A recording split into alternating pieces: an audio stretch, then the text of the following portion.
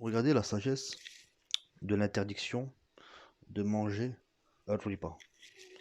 Ceci est une très grande sagesse. Lorsque vous allez ouvrir Surat al-Baqarah, vous allez voir vers la fin de Surat al-Baqarah que Allah subhanahu wa ta'ala au début, il nous parle de sadaqa. Le fait de faire des sadaqas, le fait de combien c'est multiplié par rapport à la niya, ceci, cela, tu vois. Subhanallah, comme Allah il parle, c'est avec, subhanallah, avec hikmah, avec sagesse. Donc au début, Allah il nous motive à faire des sadaqas, que c'est multiplié par 700, 1000 et tout, tu vois. Et c'est pour ça que voilà, Allah il regarde le niya, tu vois, l'intention qu'on a fait, le sacrifice qui a été fait, Allah il prend tout ça en compte, tu vois. Et après Allah, qu'est-ce qu'il va nous parler? Allah subhanahu wa ta'ala, il va nous parler de riba. Et il nous parle de ce péché qui est vraiment immense. En quelque sorte que lorsque nous faisons le riba, bah on déclare la guerre à Allah subhanahu wa ta'ala. Tu vois, carrément. Parce que ce péché-là, Allah subhanahu wa ta'ala, il le déteste. Tu vois ce que je veux dire? Et on va donner un verset, c'est dans Surat Ali Imran. Qu'est-ce qu'Allah dit? Ya ayyuhallazina amanu la ta'kulu riba ad'afan muda'afa. Wattaqullaha la'alakum tuflihun. Donc Allah il dit, oh, vous qui avez cru, ne mangez pas, ne consommez pas le riba, l'usure, pour multiplier démesurément vos capitaux. Et craignez Allah, wattaqullah, afin que vous réussissez. Parce que c'est comme ça à l'époque, les gens, comment ils faisaient? Ils prêtaient à quelqu'un, un exemple, ils prêtaient à quelqu'un, à un pauvre, tu vois, souvent c'est des gens qui étaient pauvres, hein, qui étaient dans le besoin. Il y avait des gens riches qui prêtaient aux pauvres. Donc les riches, ils s'enrichissaient, je veux dire, ils n'avaient pas preuve de rahma, et ils appauvrissaient les pauvres, tu vois. Subhanallah al-Adim. Un exemple, ils allaient voir quelqu'un, ouais, prête-moi ceci, cela, jusqu'à à une période, un exemple, un mois, et dans un mois, je te rendrai cette somme ou ce que je te dois et tout, tu vois. Mais à condition que je te prête cet argent-là, mais, ou même ça peut être aussi un objet, mais à condition que tu me donnes un surplus, tu vois. Et quand, par exemple, la période arrivait, un mois, et il voyait que la personne lui avait pas encore rendu son argent, donc il lui augmentait sa dette encore. C'est-à-dire qu'il lui augmentait du riba. Donc il y avait déjà la dette, plus le riba qu'il lui avait fait, et plus il augmentait le riba, tu vois. Et donc cette personne se trouvait voilà, vraiment bloqué, tu vois. Et Allah subhanahu wa ta'ala, il montre ça qu'il déteste. Ce péché-là, il le déteste beaucoup. Et après, tu vas voir par la suite, dans Surat al-Baqarah, c'est vers la fin, tu vois. Et c'est pour ça il y aura même le verset de la dette.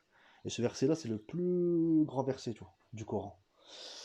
Et tu vas voir que Allah, il va nous parler de le fait de prêter de l'argent sans riba, tu vois. Je veux dire. Donc, il va nous motiver plusieurs étapes. Et après, Allah subhanahu wa ta'ala, il nous dit فَإِن لَمْ تَفْعَلُوا non, وَإِن كَانَ ذُو عُسْرَةٍ فَنَازِرَةٌ إِلَى مَيْسَرَةٍ.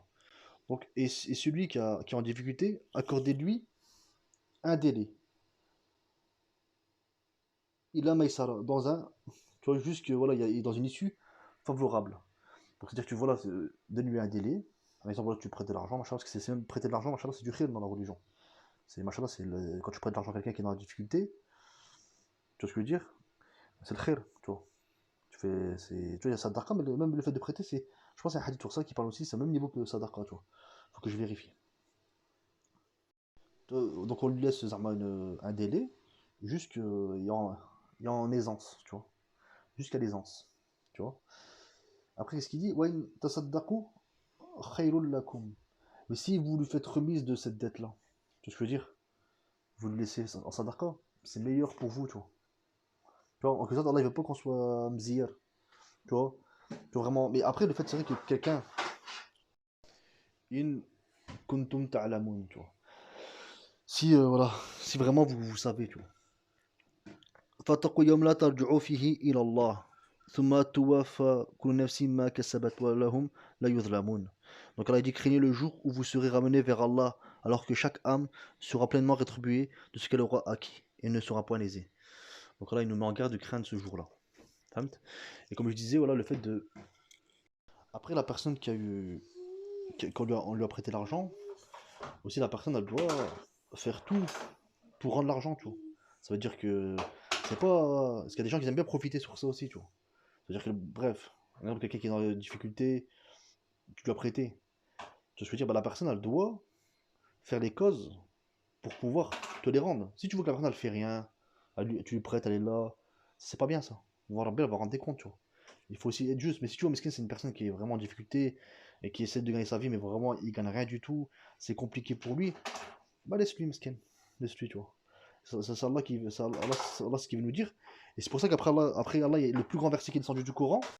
Et comme je disais, voilà, après Allah, il nous explique, hein, c'est le plus grand verset qui est descendu du Coran sur le dette. Comment ça fonctionne, il faut des témoins. Bah, je peux commencer à le détailler, tu vois. Allez lire le Surat al-Baqarah. Donc, ça explique les dettes, comment ça fonctionne, il faut des témoins, il faut ceci, cela, tu vois, vraiment pour pas qu'il y ait de. Aller devant une personne, voilà, signer, pour pas qu'il y ait de conflit, de désaccord, tu vois. Mais c'est pour ça. Mais aussi, l'islam, il nous montre que il faut être réglo, tu vois. Il faut être réglo, et voilà, et le fait de prêter, machallah, et que voilà, il faut pas, quand on prête pour le visage d'Allah, subhanahu wa ta'ala, pour aider quelqu'un. Tu vois, même un exemple, quelqu'un qui, voilà, normalement les musulmans, ça doit être comme ça. Quelqu'un qui a beaucoup d'argent, et il sait qu'une personne, elle veut monter un commerce ou quelque chose, elle a un projet, tu vois. Tu vois, elle a un projet, et son projet, voilà, il aboutit vraiment à un sens, tu vois, c'est un beau projet, tu vois. Donc, le khair, c'est le khair, ça. Une personne a beaucoup d'argent, elle dit, vas-y, tiens, je vais te prêter cet argent-là, travaille. Alhamdoulilah, une fois que tu vois, t'auras eu cet argent-là, machallah, bah allez, rends-moi ce que tu me dois. Ou au cas où, même si la personne elle fait faillite, bah la ghaleb. T'as fait faillite, c'est tout, معليش قدر الله ما شاء فعل. Le gars, il بخير, tu vois. Et donc, c'est comme ça en trade. وتعاونوا على البر والتقوى. Qu'Allah nous fasse comprendre. C'est ça l'islam qui est venu ramener. Donc, on voit bien que l'islam, machallah, c'est une très très très très belle religion, subhanallah.